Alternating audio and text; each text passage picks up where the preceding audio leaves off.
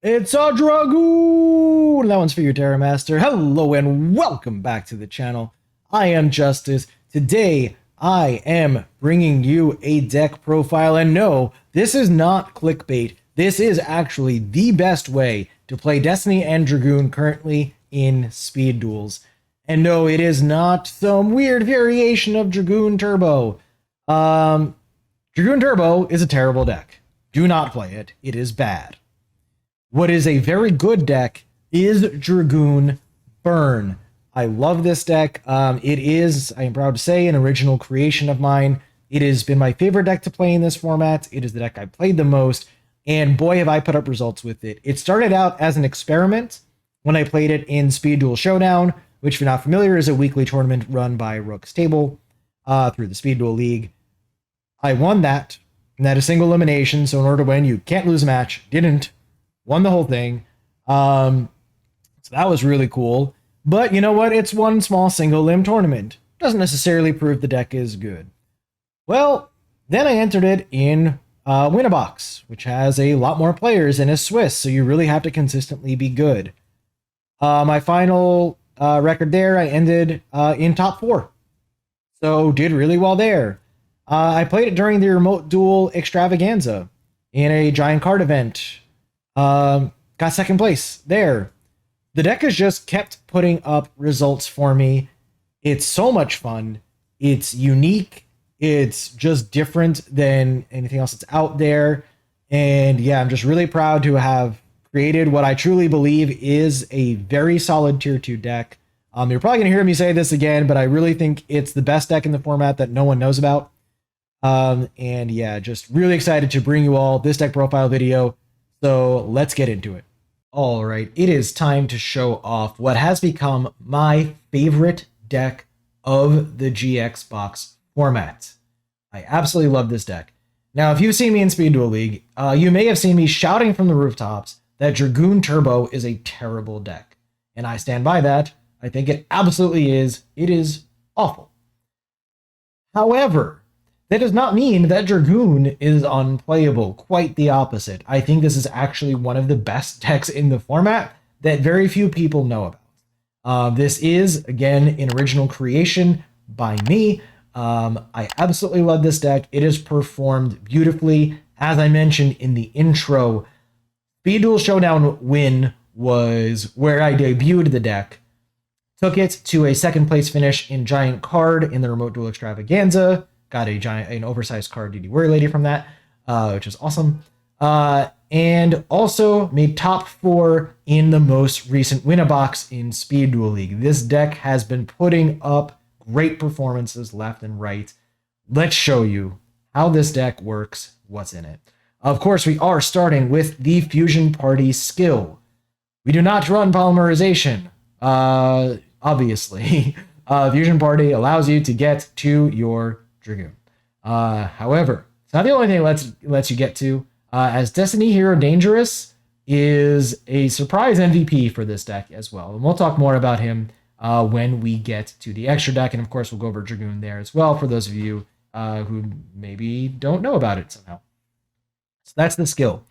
Now, for our Destiny heroes, we are running 2 copies of Destiny Hero Plasma, 2 copies of Destiny Hero Dogma. Now, right away, you can already see this deck is diverging from Dragoon Turbo, which has to run 3 of each. We run 2 of each to try to allow ourselves the opportunity to get to Dragoon on a fairly regular basis, but this deck can win without it.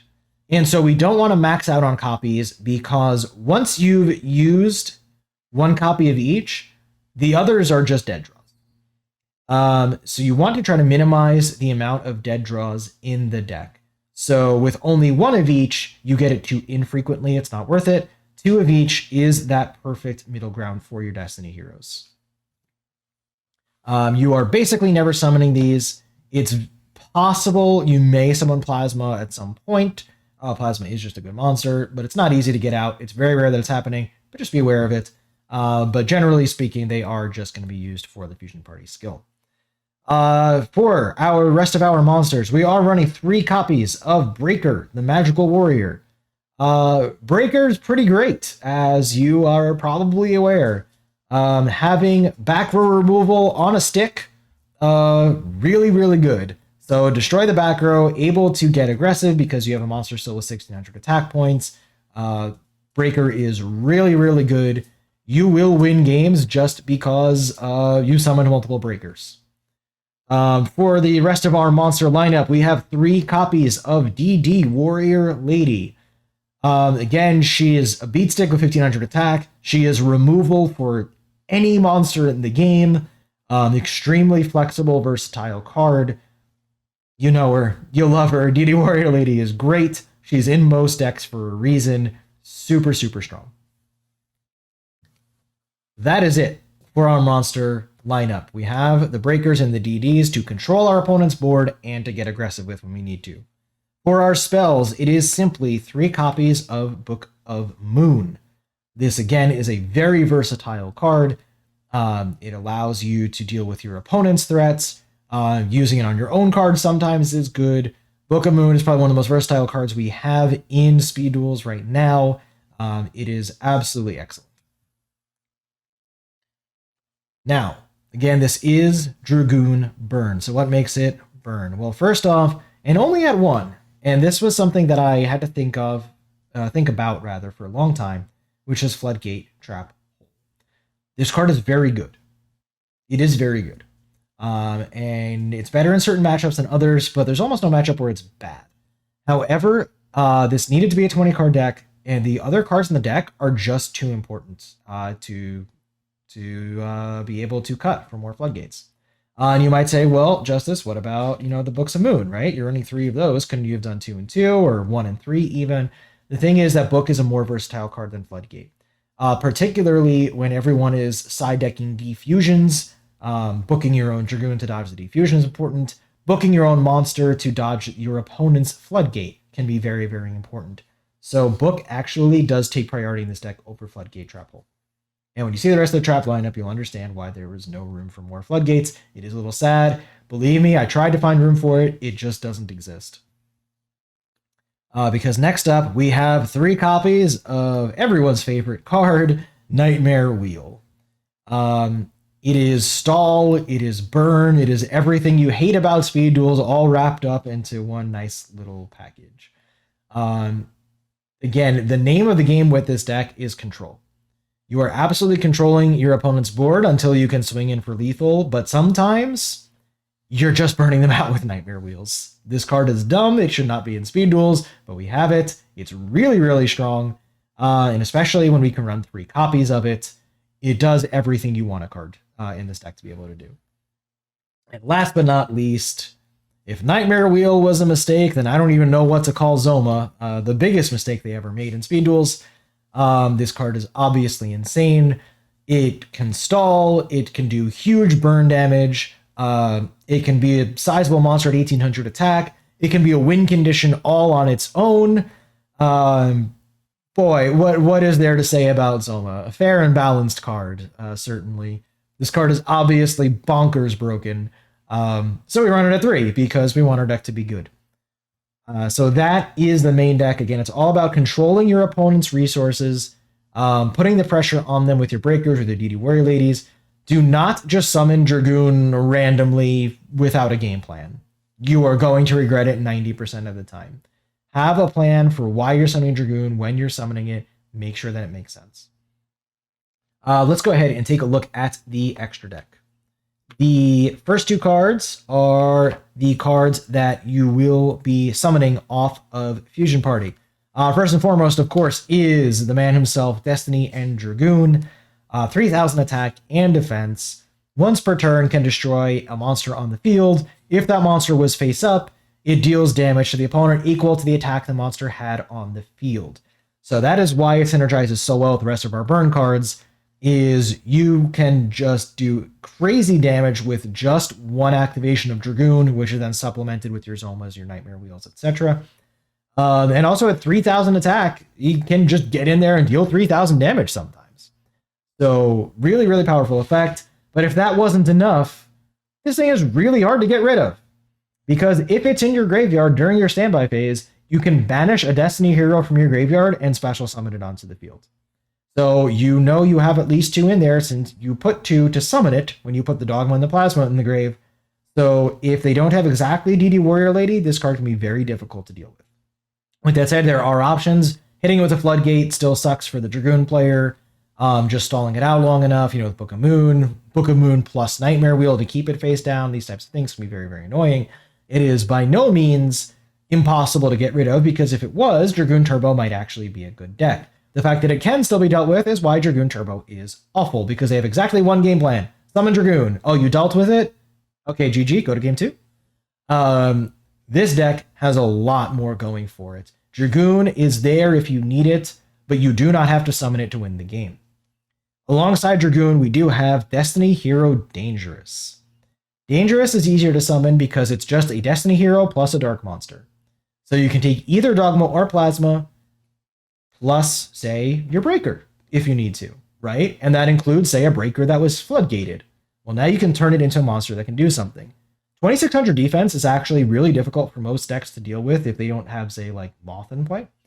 The 2000 attack is okay, but remember that once per turn, you can use its effect to discard a card from your hand, send a Destiny Hero from your deck to the graveyard. All of your Destiny Hero monsters gain 200 attack times the number of D heroes in your grave until the end of the turn. So Destiny Hero Dangerous can actually just push for games sometimes. You might not be able to summon Dragoon, but just throwing this thing down and hitting for, say, 2600 alongside something else on your board can often just be lethal on its own. Do not overlook Destiny Hero Dangerous when you're playing this deck. A lot of times, this is actually the card that lets you push for game. Dragoon is great, and if you can summon it, awesome. Don't underestimate the impact Dangerous will have on your games. I can't tell you how many games I have won because of Destiny Hero Dangerous. He's very good. The rest of the extra deck will actually be targets for Waking the Dragon, which, spoiler alert, yes, is in the side deck.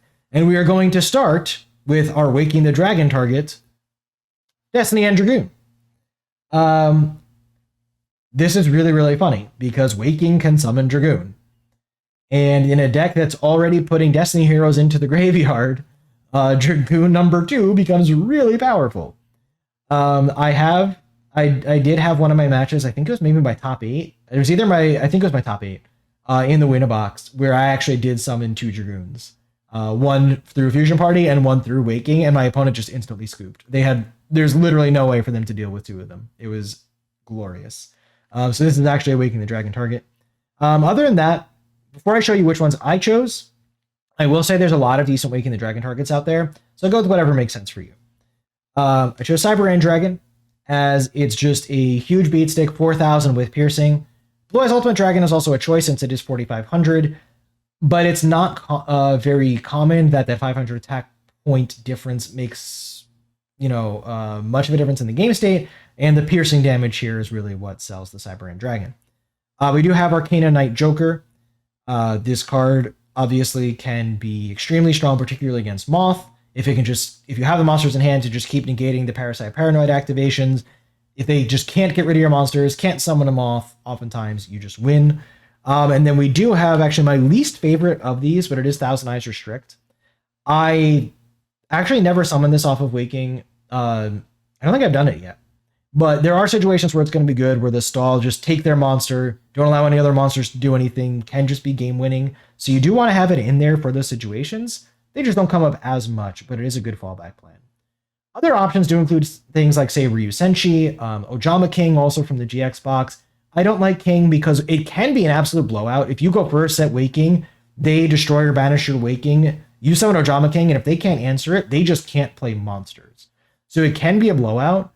But given that it's answered by something as simple as just, say, Book of Moon, I don't love it because it just feels a little too all in on that one play.